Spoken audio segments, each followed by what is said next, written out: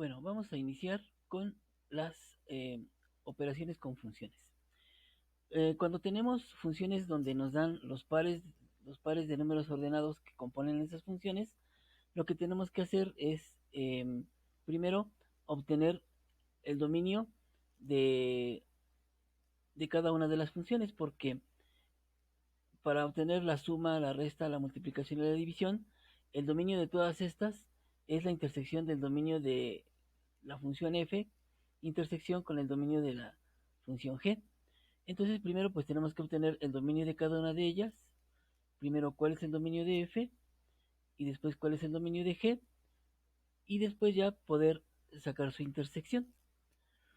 Entonces primero, acuérdense, el dominio son todos los primeros elementos de cada par de números, ¿sí? En este caso sería para f, pues es el -1, el 0, el 1, el 2 y el 3. Del dominio de g, pues son todos los primeros valores, sería el 0, -1, 2 y 3. Entonces sería 0, -1, 2 y 3. Y ahora tenemos que obtener el dominio de f, intersección, dominio de g.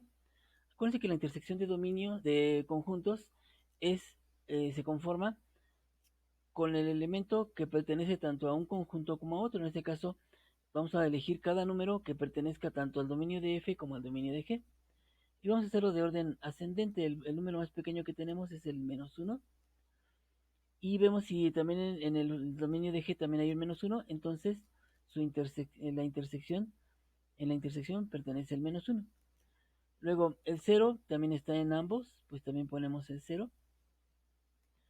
Luego, el 1 no está, entonces ese no forma parte de la intersección. El 2 sí está en ambos, ponemos el 2. Y por último, el 3 pues también está en ambos, entonces forma también parte de la intersección. Ya que estamos así, ahora vamos a tomar como base estos primeros elementos de cada par de números. Para todas estas funciones, vamos a empezar con la primera, f más g.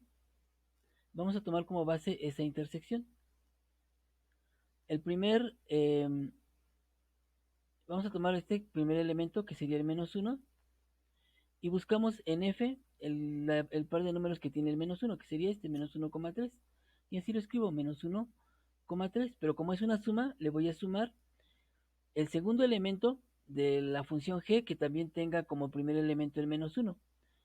El primer elemento es -1 y está acompañado de un 6. Entonces, a este 3 le voy a sumar un 6. Y de aquí voy a formar mi primer par de números. Luego, sigo con el siguiente valor de la intersección, que es el 0. Y ahora busco el par de números que pertenece a la función f que empieza con 0, que sería el 0,5. Entonces pongo 0,5, como es una suma de funciones, le pongo más, y vamos a sumar el segundo elemento del par de números de g, que también inicia con 0, que sería este. Entonces es una suma, pero pues aquí hay un -2, pues sería más -2, y cerramos este par. El que sigue sería ahora cuando la x valga 2, busco el par de números en f que empiece con 2, que es este, y sigue -3. 2, -3 más, porque es una suma de funciones, más el segundo elemento del par de números de g que empiece con el 2, que sería este -4, más el -4. Y por último, el último par que vamos a obtener es cuando con los pares de números que empiezan con 3. En f, el 3 está acompañado del -1. Entonces sería -1 más el número del segundo elemento del par de números que empiece con 3, que sería este, es 0. Entonces pongo 0 y cierro el conjunto. Y entonces la solución de f más g va a ser igual a -1,3 más 6 me da 9, 0,5 menos 2 me da 3, 2, menos 3 menos 4 daría menos 7, y por último, el 3, menos 1 más 0, pues da menos 1. Y este es el resultado de la operación de la suma de las dos funciones. ¿Mm? Así es de sencillo. Así se va haciendo con las demás operaciones. En lugar de sumarlas, son estos mismos números, pero en lugar de sumarlas se van a restar aquí.